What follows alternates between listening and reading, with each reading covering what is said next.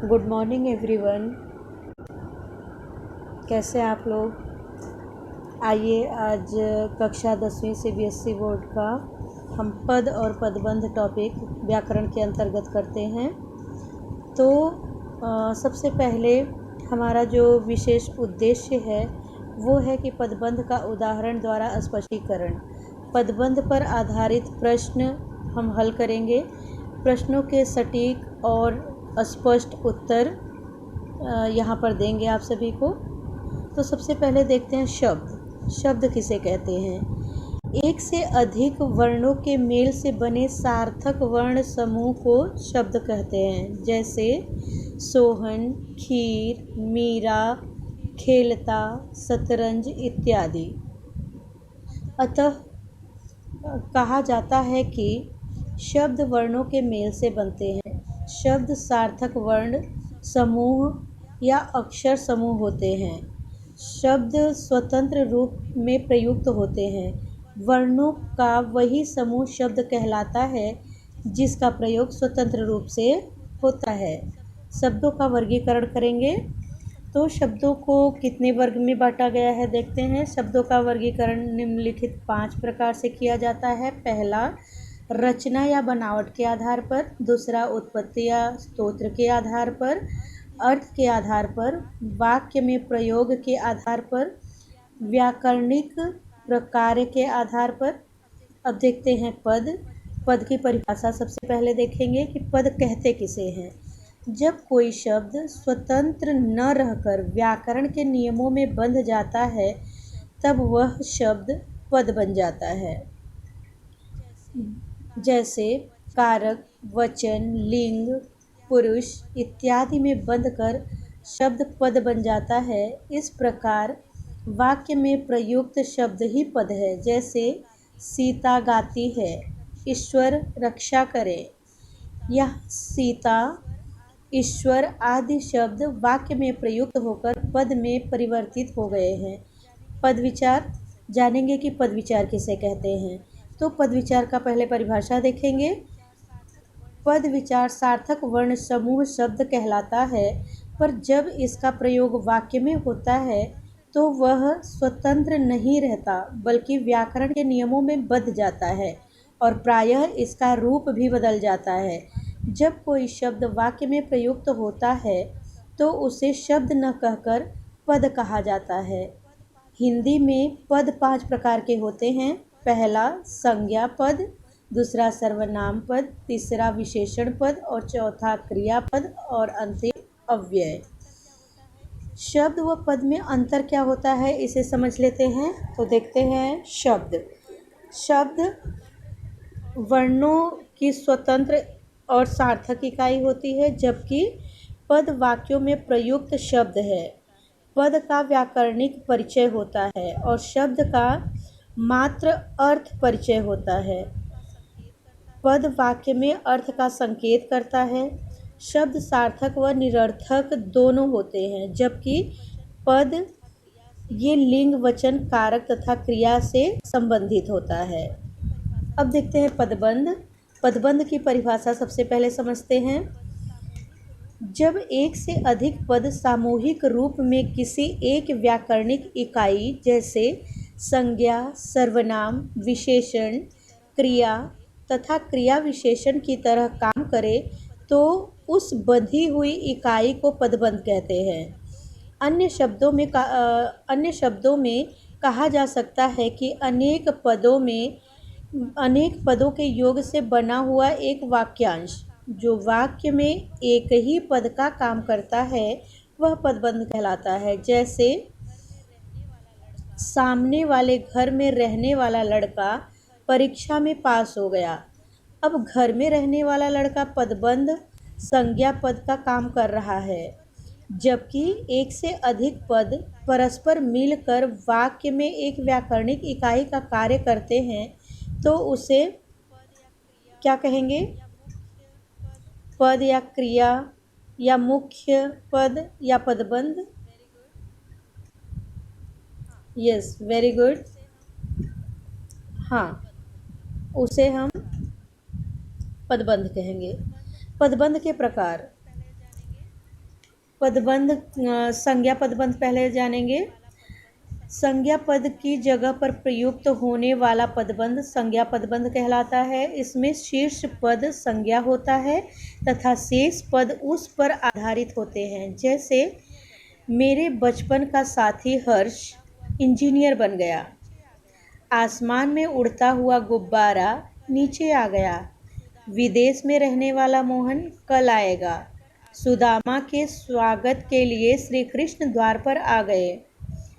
दूसरा, वाक्य में प्रयुक्त होने वाला पद समूह संज्ञा का कार्य करते हैं और जिनके शीर्ष में संज्ञा का पद होता है वे क्या कहलाते हैं? पदबंध। वेरी गुड, वो पदबंध कहलाते हैं। अगला है सर्वनाम पदबंध। तो सबसे पहले सर्वनाम पदबंध की परिभाषा समझेंगे। सर्वनाम का काम करने वाला पदबंध सर्वनाम पदबंध कहलाता है। इसमें पूरा वाक्य खंड किसी सर्वनाम शब्द से संबंध रखता है। जैसे शेर के समान दहाड़ने वाले तुम कांप क्यों रहे हो? बड़ों का सम्मान करने वाला मैं किसी का अपमान नहीं कर सकता। यहाँ कोई न कोई आया है। छात्रावास में रहने वाले कुछ छात्र सिगरेट पीते हैं। इसके बाद हम देखेंगे विशेषण पदबंध। तीसरा है विशेषण पदबंध। तो विशेषण पदबंध का पहले परिभाषा देखेंगे कि विशेषण पदबंध कहते किसे हैं। विशेषण की जगह प्रयुक्त होने वाला पदबंध विशेषण पदबंध कहलाता है। इसमें शीर्ष पद पर विशेषण होता है तथा आश्रित पद पर प्रविशेषण प्रयुक्त होता है। जैसे मुझे सचित्र और मोटी पुस्तक चाहिए। आप सचमुच बहुत दयावान हैं। उसकी दृष्टि में वह एक अद्भुत साहसी युवक था। मोनिका परिश्रमी और होशियार लड़की है। इसके बाद देखते हैं चौथा जो है क्रियापदबंध। तो क्रियापदबंध की परिभाषा सबसे पहले जानेंगे। क्रियापद की जगह प्रयुक्त होने वाला पदबंध क्रियापदबंध कहलाता है। इसमें मुख्य क्रिया शीर्ष में होती है, अन्य पद उस पर आश्रित होते हैं। आश्रित पद मुख्य क्रिया के बाद आते हैं। जैसे मोहन किताब पढ़ रहा है। मेरी माँ मुझे कहानियाँ सुनाया करती थी। वह पत्र लिखा करती है। रोहन दिल्ली चला गया। इसके बाद जो पांचवा पदबंध है वो क्रिया विशेषण पदबंध है। तो क्रिया विशेषण पदबंध का अर्थ समझेंगे। क्रिया विशेषण पदबंध की जगह प्रयुक्त होने वाला पदबंध क्रिया विशेषण पदबंध कहलाता है। इसमें शीर्ष पद पर क्रिया विशेषण होता है तथा आश्रित पद पर प्रविशेषण प्रयुक्त होते हैं। जैसे उसने बच्चे को पीट पीट कर मार दिया। वह उसे सावधानी से निहार रहा था। कल की अपेक्षा आज अधिक गर्मी है। गीता ने अपने सभी कार्य जल्दी जल्दी समाप्त कर लिए। अब इसमें क्रिया विशेषण पदबंध का एक उदाहरण इनमें से कौन सा नहीं है? आंसर दीजिए। वह आज रात तक घर आ जाएगा। अचानक जोरों की बारिश आ गई। मुझसे और नहीं पिया जा सकता। युवक धीरे धीरे लंगड़ाता हुआ चल रहा था। अब आपको इसमें से बताना है कि क्रिया विशेषण पदबंध का उदाहरण इनमें से कौन सा नहीं है। अगर आपको समझ में आ गया है तो उत्तर दीजिए। अगला प्रश्न है आपके लिए। पदबंध के कितने भेद होते हैं? Write down. पदबंध के कितने भेद होते हैं? हमने ऑप्शन दिया हुआ है, विकल्प देख लीजिए और सही जवाब दीजिए। अगला है प्यास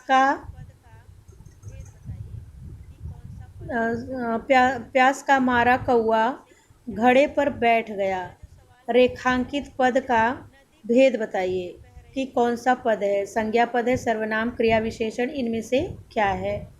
अगला जो सवाल है वो है नदी कलकल करके बह रही है। रेखांकित पद का भेद बताइए। नेक्स्ट प्रश्न है मेरा बड़ा बेटा पेरिस जा रहा है। रेखांकित पद बंध का नाम बताइए। अब देखेंगे हम, ये इतना आंसर आपको देना है।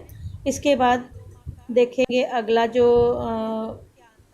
है पद और पदबंध में अंतर, कि दोनों में अंतर क्या होता है। ये 2 मार्क के एग्ज़ाम में पूछे जाते हैं। ये 2 मार्क का आएगा कि पद और पदबंध में क्या अंतर होता है। तो जानते हैं इसकी परिभाषा। जब वाक्य में प्रयुक्त संज्ञा, सर्वनाम, क्रिया विशेषण तथा क्रिया विशेषण का काम कोई अकेला शब्द करता है तो उसे पद कहते हैं। जब यही कार्य एक से अधिक पद मिलकर करते हैं तो वह पदबंध कहलाता है। जैसे राम गाता है, यहाँ राम संज्ञा है, एक ही शब्द होने के कारण यह पद है, क्योंकि इसमें शब्द एक ही है। राम गाना गाता है, इसलिए यहाँ राम संज्ञा है, एक ही शब्द होने के कारण यह पद है। गीता का भाई राम गाता है, यहाँ गीता का भाई राम भी संज्ञा पद का कार्य करता है, परंतु यहाँ यह कार्य एक शब्द नहीं अपितु अनेक शब्द मिलकर करते हैं, अतः यह पदबंध है।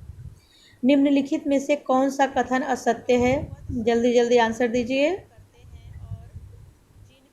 पहला, वाक्य में प्रयुक्त होने वाला पद समूह सर्वनाम का कार्य करते हैं और जिनके शीर्ष में सर्वनाम का पद होता है वे सर्वनाम पदबंध कहलाते हैं। इसमें से क्या ये सत्य है या असत्य? दूसरा, वाक्य में प्रयुक्त जो समूह क्रिया का कार्य करते हैं और जिनके शीर्ष में क्रिया का भेद पैदा होता है वे क्रिया विशेषण पदबंध कहलाते हैं। ये सत्य है या असत्य है? अगला सवाल, वाक्य में प्रयुक्त जो पद समूह संज्ञा का कार्य करते हैं और जिनके शीर्ष में संज्ञा पद होता है वे मात्र संज्ञा पदबंध कहलाते हैं। ये सत्य है या असत्य है? यस, वेरी करेक्ट, बहुत अच्छे, सभी के सभी सत्य हैं, वेरी गुड। अगला देखते हैं, आसमान में तारे टिमटिमा रहे हैं, क्रिया पदबंध है, क्रिया विशेषण पदबंध है, सर्वनाम पदबंध है या संज्ञा पदबंध है? अगला सवाल है, निम्नलिखित में से कौन सा कथन असत्य है? वाक्य में प्रयुक्त होने वाले जो पद समूह क्रिया का कार्य करते हैं जिनके शीर्ष में क्रिया का पद होता है वे क्रिया विशेषण कहलाते हैं। ये सत्य है या असत्य है? ओके, वाक्य दूसरा सुनिए, वाक्य में प्रयुक्त जो पद समूह सर्वनाम का कार्य करते हैं और जिनके शीर्ष में सर्वनाम का पद होता है वे सर्वनाम पद कहलाते हैं। अब इसमें से ये कथन सत्य है या असत्य है? जल्दी जवाब दीजिए अगर आपको समझ में आ गया है तो। अगर समझ में नहीं आ रहा है तो इसीलिए आपके लिए मैं ये वीडियो तैयार कर रही हूँ, PDF तैयार कर रही हूँ, ताकि आप अच्छी तरह से समझ लें, इसको बार बार सुन लें और फिर आंसर लिखें। अगला सवाल सुनिए, वाक्य में प्रयुक्त जो पद समूह संज्ञा का कार्य करते हैं और जिनके शीर्ष में संज्ञा का पद होता है